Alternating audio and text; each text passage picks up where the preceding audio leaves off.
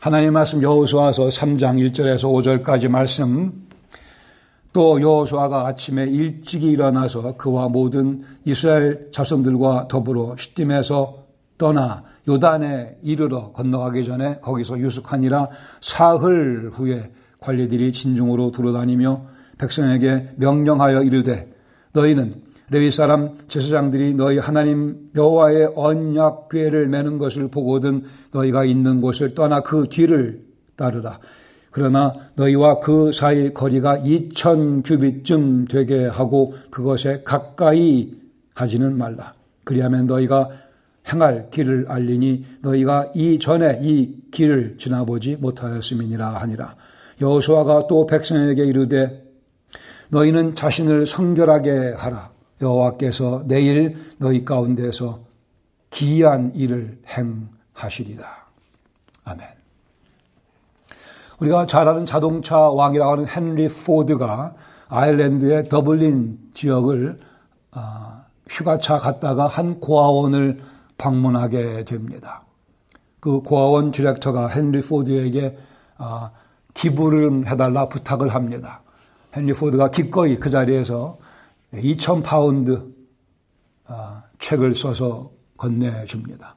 그 당시에는 지금보다 훨씬 더 그 돈의 가치가 귀했죠. 2000파운드 책을 써줬고 그 다음날 아침에 그 지역 신문에 기사가 실립니다. 헨리 포드가 거액 2000파운드를 고아원에 헌납했습니다. 그렇게 나가야 되는데 에러가 생겨서 2000이 아니고 2만 파운드로 기사가 나갔습니다. 고아원 디렉터가 봤더니 이게 2만이거든. 그래서 급히 헨리 포드에 전화를 걸어갖고 기사가 오보가 났습니다. 죄송합니다. 이렇게 사과를 했더니만 헨리 포드가 2,000불 제가 드렸는 2,000파운드는 2만 파운드로 기사가 났다고요? 그러더니 이분이 헨리 포드가 알겠습니다. 그냥 놔두세요. 제가 18,000파운드 책을 더 써서 보내주겠습니다. 라고 했다고 합니다. 기사 오보 덕분에 고아원이 횡재를 했습니다. 헨리 포드가 그만큼 능력이 되니까 또 마음이 넓으니까 2,000, 18,000, 2만이 되어버렸어요. 우리 하나님도 이러면 얼마나 좋겠습니까? 여기서 아멘 하시면 안 되는 거 아시죠?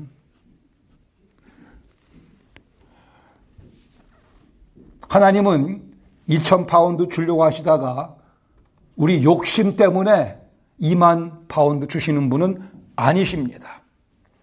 하나님의 계획은 완벽합니다. 최선의 계획입니다. 처음에 하나님의 세우신 그 계획 끝까지 최고의 계획입니다. 우리 욕심은 하나님의 소위 더 자비로우신 모습을, 소위 더 은혜로운 모습을 기대하고 조르기도 하지만, 아니, 하나님은 이미 충분히 자비로우시고 영원히 그렇게 은혜로우신 분이십니다. 하나님은 책을 썼다가 고치고 그러시는 실수하시는 분이 아니십니다. 완벽하신 분이십니다. 하나님께서 우리 각자의 인생, 우리 가정의 삶, 우리 교회의 삶을 위해 이미 세워놓으신 그 완벽한 계획이 무엇인가를 우리가 차근차근 배워가며 그 뜻에 순종하며 살아가는 것, 우리가 할 바입니다. 우리 인생을 하나님의 뜻과 계획에 순복시키는 삶이 가장 복된 삶이며 가장 자랑스러운 삶이며 살만한 가치가 넘치는 삶입니다. 이스라엘 백성들이 출애굽을 했고 40년 광야 생활을 마치고 이제 드디어 약속의 땅을 점령하기 위해 요단강 앞에 모여듭니다. 여호수아 3장 1절 말씀, 또 여호수아가 아침에 일찍 일어나서 그와 모든 이스라엘 자손들과 더불어 싯딤에서 떠나 요단에 이르러 건너가기 전에 거기서 유숙하니라. 정복 전쟁이 시작되는 그러한 분위기입니다. 그러나 이 절에 보시면 사흘 후에 관리들이 진중으로 두루 다니며 하나님께서 여호수아에게 하신 명령을 사흘 후에 관리들이 백성들에게 전하게 됩니다. 거기 사흘 후에라는 표현이요. 사흘을 요단 앞에 머무르게 하십니다.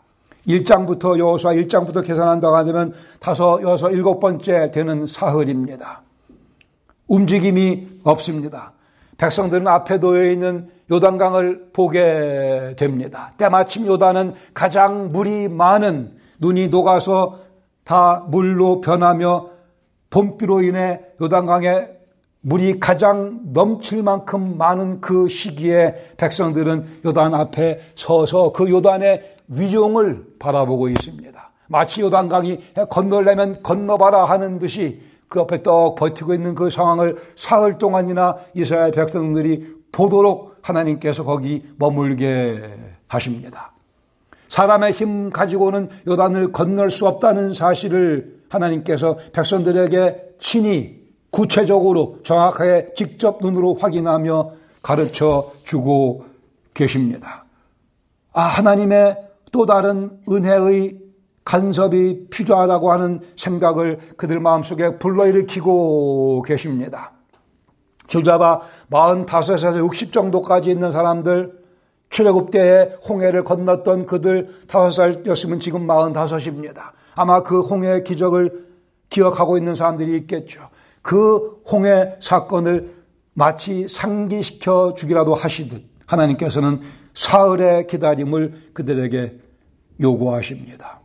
3절에 보시면 첫 번째 명령, 백성들에게 명령하여 이르되 관리들이 이르기를 너희는 레위 사람 제사장들이 너희 하나님 여호와의 언약궤 매는 것을 보거든 너희는 그곳을 떠나 그 뒤를 따라가며 요단강을 건너라 말씀하십니다. 여기 언약궤라는 표현이 여호수아에 처음 등장을 합니다. 언약궤는 하나님께서 그들과 함께 하신다고 하는 현실 약속의 상징, 가시적인 상징 아닙니까? 그 언약궤를 제사장들이 메고 너희들이 앞서서 요단강을 건너갈 텐데 너희는 그 뒤를 따라가면 된다고 말씀하시며 요단강의 위용에 짓눌려 있던 백성들의 마음속에 소망을 허락하십니다. 하나님이 또 일하실 것이다. 4절에 보시면 두 번째 명령입니다. 그러나 너희는 그 사이 거리가 2000규빗쯤 900m 정도의 거리를 두고 따라가라. 언약궤 900m 뒤에서 따라가라 말씀하십니다. 가까이 하지는 말라고 경고하십니다. 900m의 거리를 통해서 온 이스라엘 백성들이 언약궤가 움직이는 모습을 볼 수 있게 하시는 목적이 있고요. 우리 앞에 여호와께서 가시는구나. 또 하나는 괜히 자칫 잘못해서 거룩한 언약궤를 만져서 죽는 사람이 생기지 아니하도록.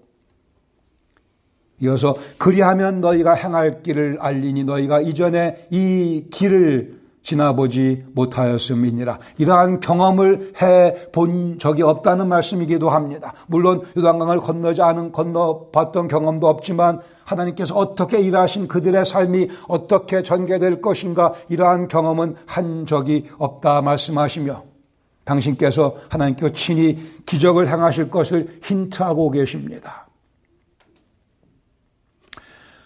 5절에 보시면 세 번째 명령이 여호수아가 또 백성에게 이르되 너희는 자신을 성결하게 하라. 여호와께서 내일 너희 가운데에 기이한 일들을 행하시리라. 하나님의 계획은 뭐예요? 너희 가운데 기이한 일, wonderful한 것들을 이룩하실 건데 조건이 자신을 성결하게 하라고 말씀하십니다. 여기에 자신을 성결하게 하라고 하는 그 말씀의 의미는 예배와 직접적으로 관련이 있는 표현입니다. 하나님 앞에 서는 모든 예배자가 자신을 성결하게 하고서 그 앞에 설 수 있습니다. 예배의 분위기, 예배의 마음 자세, 예배의 거룩함, 그 자세를 유지하면서 스스로를 성결케 하면서 내일 하나님께서 너희 가운데 기이한 일을 행하실 텐데 준비하라 말씀합니다. 하나님께서 직접 간섭하시며 홍해 사건을 되풀이하시는, 반복하시는 가장 물이 많이 모여있던 요단을 다시 한번 뭇과 같이 건너게 하실 그 기이한 일을 기대하라고 말씀하십니다. 이스라엘 백성들은 지금까지 하나님께서 행하시는 기이한 일들을 많이 경험해 왔습니다. 출애굽부터 시작해서 광야 생활 가운데 그리고 이제 또 하나님께서 베푸실 그 기이한 일, 요단을 가르는 일을 앞에 두고 있습니다. 우리 본문 가운데 2개 정도의 교훈을 함께 나누려 합니다. 하나님의 기이한 일들로 우리 인생을 채우려면 이게 그리스도인의 삶이죠. 하나님께서 행하시는 기이한 일들로 인생을 차곡차곡 채워나가는 것이 크리스찬 라이프입니다. 그러기 첫 번째, 사흘의 기다림으로 준비해야 합니다. 사흘의 기다림. 저희 아이들이 어렸을 때 버지니아 비치로 놀러 가려고 길을 떠났습니다. 여름방학 때. 근데 중간에 리치몬드에 제가 아는 형제의 집이 있어 거기서 들려서 하룻밤 묵고 버지니아 비치로 갈 계획으로 떠났는데 그 집에 가서 뭐 교제하고 얘기 나누고 맛있는 거 먹고 다음날 애들 함께 수영장 가서 아주 너무 재밌게 놀았습니다. 워터파크에 가서 재밌게 놀고 다시 와서 고기 먹고 재밌게 놀다가 다음날 버지니아 비치를 가야 되는데 또 그 수영장 가자고 애들이 졸라서 또 거기 가서 또 놀고 재밌게 놀고 와서 먹고 그 다음날 버지니아 비치 가야 되는데 애들이 또 머무자고 해서 또 거기서 수영장 가서 하루 종일 놀고 그러다가 집으로 돌아오고 말았습니다. 그러니까 오리지널 플랜이 다 망가지고 플랜 B가 오히려 득세해버리는 그런 경우가 됐죠. 뭐 그 경우는 오리지널 플랜보다 플랜 B가 더 나은 경우가 될 수 있겠지만 우리가 기억해야 될 하나님 앞에는 또 하나님 앞에 서 있는 우리에게는 하나님의 오리지널 플랜 이외에는 다른 플랜이 없습니다. 더 나은 플랜이 없습니다. 우리가 하나님께 제시해 보여드리는 하나님께 제안해 보기도 하고 졸르기도 하는 그 플랜 B 하나님께서 허용하지 않으십니다. 그 이유는 하나님의 오리지널 플랜이 the best 플랜이기 때문에 그렇습니다. 우리가 하나님께 제시하는 플랜은 모두가 다 그 속에 어딘가에 우리 욕심이 숨겨져 있습니다. 우리의 야욕이 숨겨져 있습니다. 우리가 가리려고 하지만 그러나 거기에 숨겨져 있는 우리의 교만한 생각, 악한 생각, 우리의 욕심 하나님께서 꿰뚫어 보시기에 결코 그 플랜 B를 허락하지 않으십니다. 하나님의 오리지널 플랜이 베스트 플랜입니다.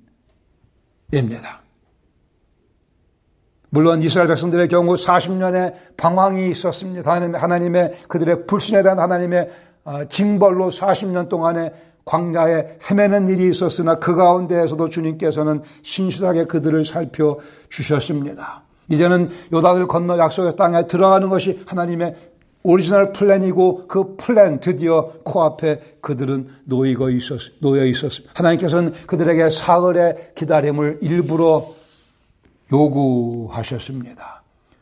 좀 주위를 돌아보라 이 말씀입니다. 너희들이 어디 있는지 살펴보라는 하나님의 의도일 것입니다. 우리 인생 마찬가지 내가 어디 있는가 좀 두리번거리며 살펴보면서 인생을 살아가야 할 것입니다. 우리 앞에 계신 우리 위에 계시는 하나님을 뵈며 그분의 거기 임재하시는 모습을 확인하며 내가 지금 어디 있고 무엇에 둘러싸여 있는지 무엇을 하려고 하는지 하나님 앞에서 사흘의 기다림을 통해서 살펴봐야 합니다. 요단이 그들을 가로막고 있었던 것과 마찬가지로 우리 인생을 가로막고 있는 수많은 것들 내 힘으로는 건너기 어려운 아니 불가능한 그것들 내 힘으로 해결하기 어려운 아니 불가능해 보이는 그것들 안 되겠구나. 내 힘으로는 내 지혜로는 안 되겠구나를 깨닫는 사흘의 기다림이 실상은 매일 필요합니다. 아침에 일어나면서부터 이 기다림 가운데 내 주위를 돌아보며 내 힘으로는 안 되겠구나를 고백할 수 있는 그 사흘의 기다림의 복이 우리에게 필요합니다. 하나님께서 우리를 위해 계획하신 것은 삶은 단지 구원받고 대충 있다 천국 가는 게 아니고 구원받고 나서 약속의 땅 요단강으로 요단강을 건너 들어간 사는 삶입니다. 안타깝게도 많은 그리스도인들이 구원을 받았습니다. 비유컨대 출애굽을 경험했습니다. 그 다음에는 요단을 건너 약속의 땅에 들어가 하나님의 은혜를 즐기며 살아가야 되는데 요단을 건너지 않고 계속 광야에서 살듯 하나님의 약속의 복을 다 누리지 못하는 경우를 보게 됩니다. 만족스러운 삶, 약속의 땅에서의 삶, 적과 꿀이 흐르는 땅, 약속의 땅에서의 삶, 그것이 하나님께서 계획하신 그리스도인의 삶입니다. 이게 꼭 물질이 풍요로워서 이루어지는 것 아니고 육신이 건강해서만 이루어지는 것 결코 아닙니다. 물질의 풍요로움과 육신의 건강도 하나님께서 주시는 복이지만 그러나 그것이 어떠하든 간에 관계없이 예수 믿는 게 재미있다고 하는 확신과 즐거움이 우리 속에 없으면 우리는 아직도 요단을 건너지 못한 채 광야에서 살아가는 삶이라 비유적으로 얘기할 수 있을 것입니다. 요단을 건너 약속의 땅에 들어가 예수 믿기를 잘했구나. 인생 참으로 재미있네. 그 고백이 우리 속에서 반복되고 터쳐져 나와야 할 것입니다. 하나님께서 내 삶 가운데 기이한 일들을 행하시는구나를 세어보는 그러한 여유와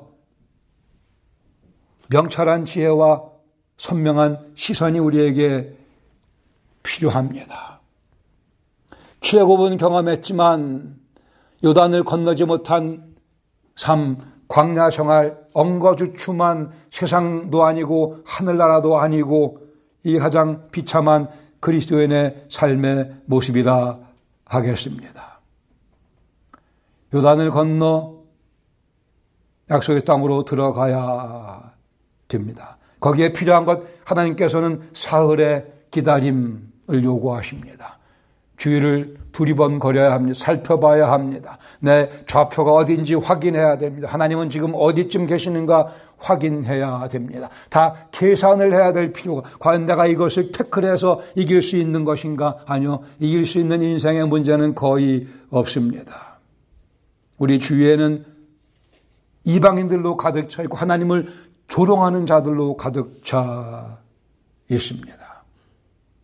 요단을 건너지 않고 광야 가운데 머물러 있는 그리스도인들의 살아가는 삶, 이방인들과 하나님 믿지 않는 사람들의 삶과 별 차이가 더 괴롭습니다. 더 괴롭습니다.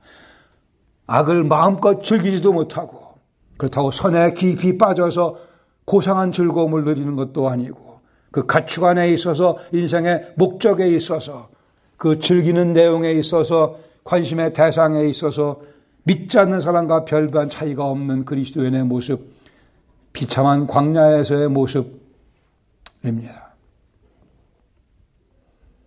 요단을 건너지 못한 많은 그리스도인들이 자기가 세운 플랜 B를 내세우면서 하나님이 플랜 B를 허락해 주시기를 기도합니다.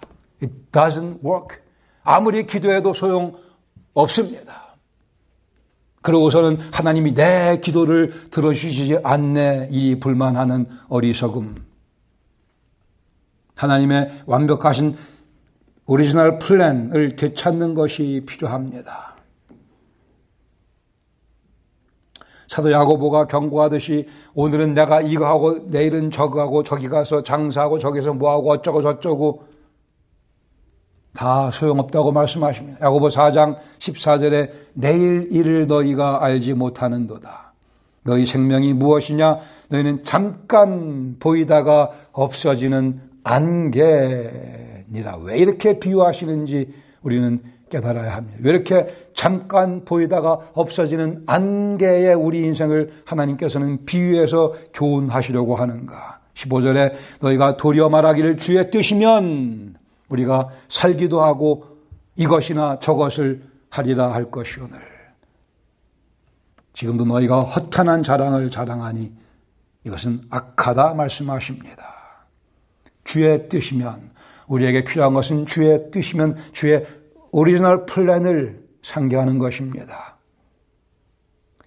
요단강 앞에 서서 주님의 오리지널 플랜은 건너가는 거라 말씀하셨으니 주님 뜻대로 제가 주님의 능력으로 요단을 건너 약속의 땅에 들어가 그 약속의 복을 취하며 누리며 즐기겠나이다. 우리가 자주 확인해야 되는 것, 참나 예수님 믿기를 잘했다. 부인에게, 남편에게 말씀하세요. 여보, 예수님 믿기를 잘하지 않았소? 아이들에게, 야, 우리 예수님 믿기 잘하지 않았냐? 얼마나 좋냐? 얼마나 만족스러우냐?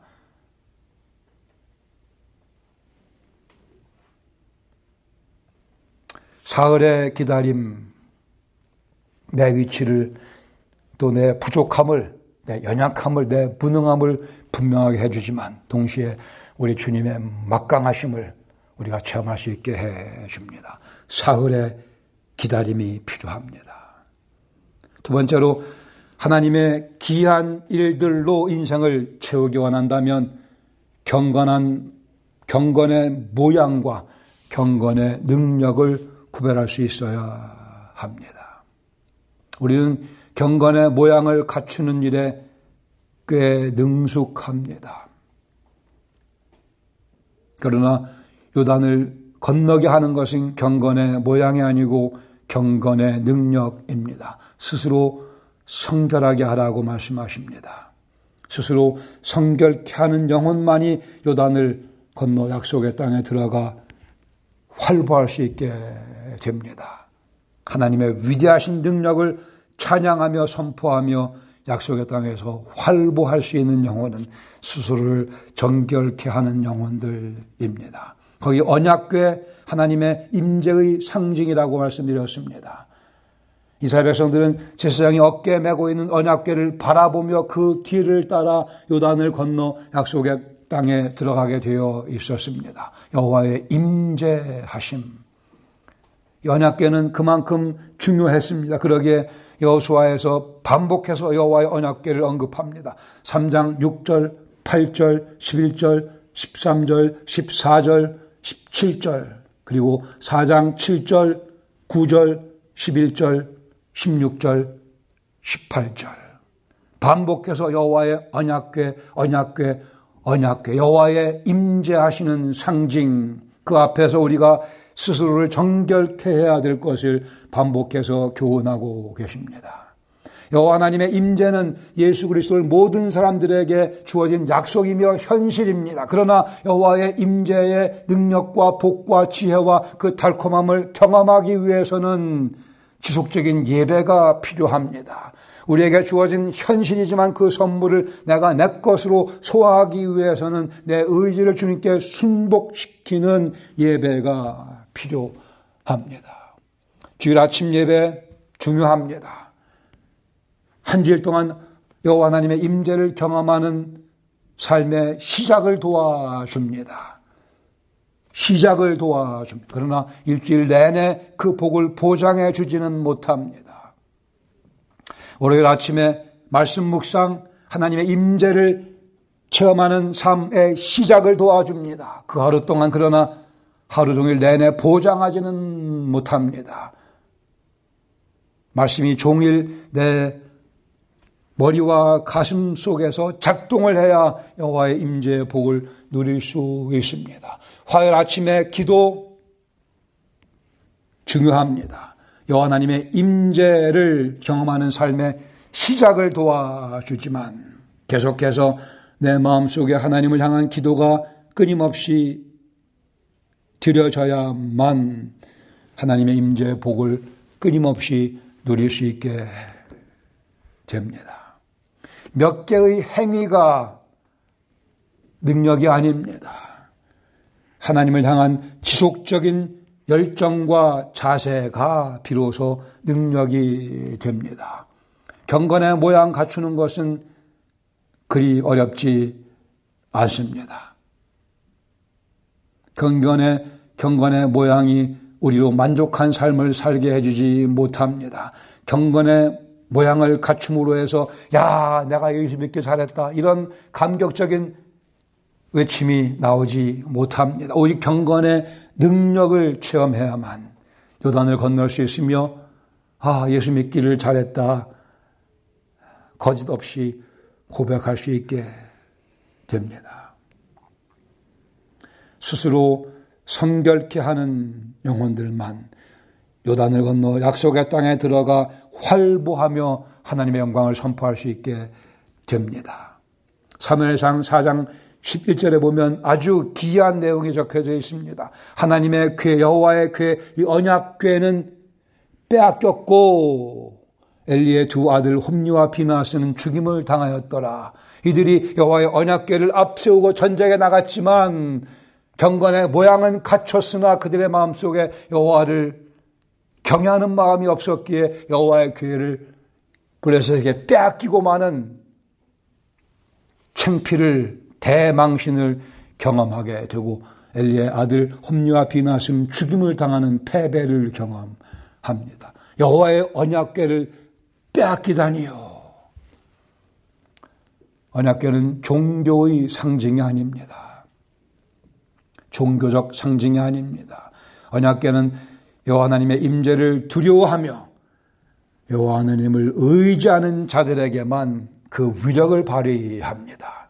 언약궤는 그냥 금 도구만, 그냥 상자에 지나지 않습니다. 여호와를 경외하는 자들에게만 그 언약궤가 의미를 갖게 되며 능력을, 위용을 발휘해 줍니다.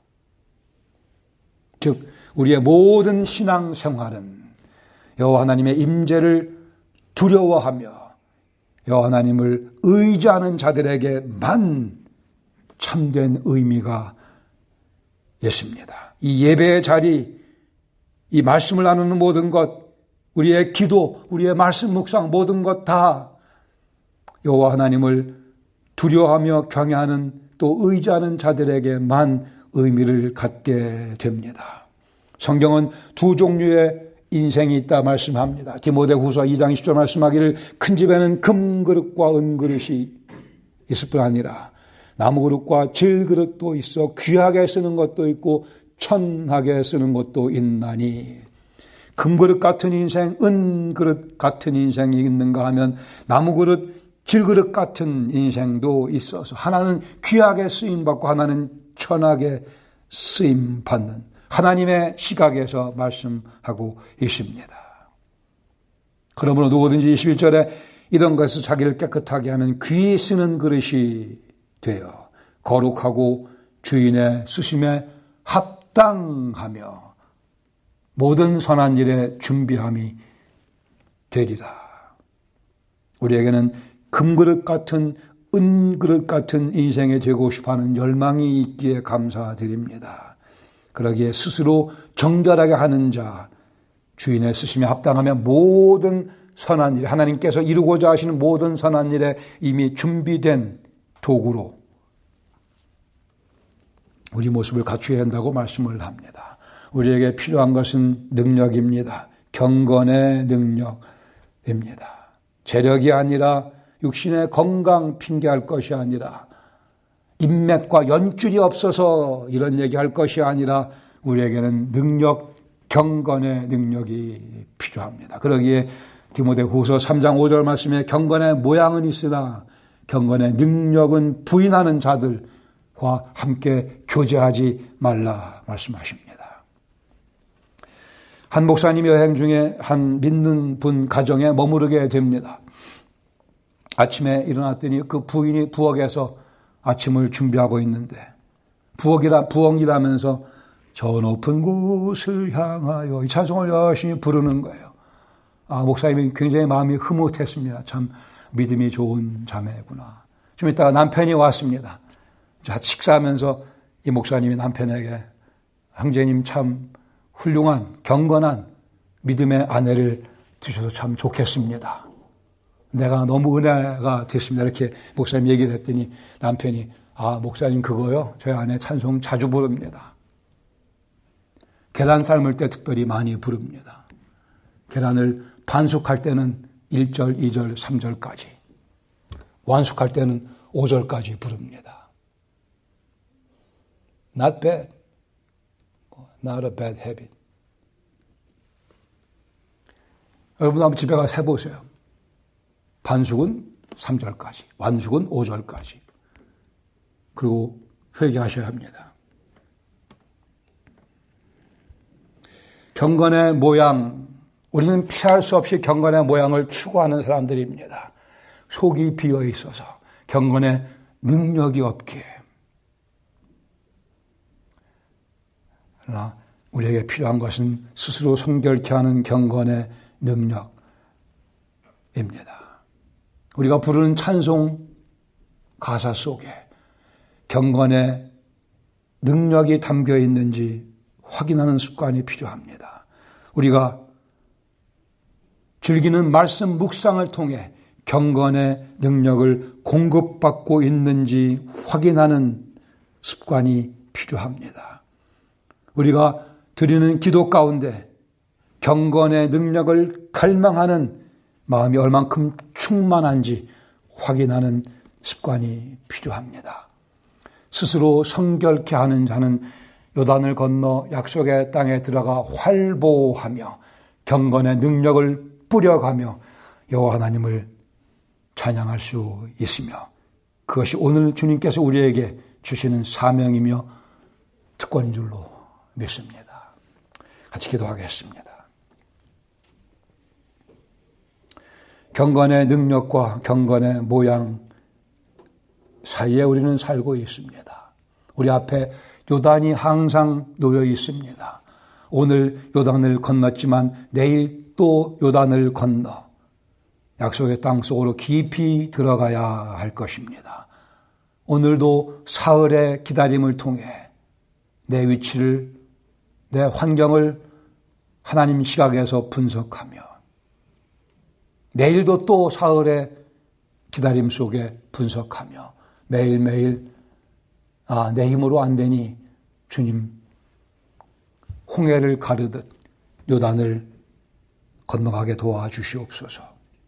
아버지 하나님, 이것이 저희들의 기도가 되게 하시고 저희들의 습관이 되게 하시고 저희들의 배양된 습관으로 우리 삶 속에 든든히 자리 잡을 수 있도록, 그래 스스로 성결케 하여 약속의 땅에 들어가 활보하며 적과 꿀이 흐르는 땅의 열매들을 취하며 예수님 믿기를 참으로 잘했구나 간증하며 살아가는 저희 모두, 저희 가정, 저희 교회 되게 하여 주시고, 이 구별된 삶을 통하여 주위에 아직 예수님 모르는 분들에게 하나님의 약속의 고귀함을 잘 보여줄 수 있도록 저희들을 사용하여 주시옵소서. 예수님의 이름으로 감사드리며 기도합니다. 아멘.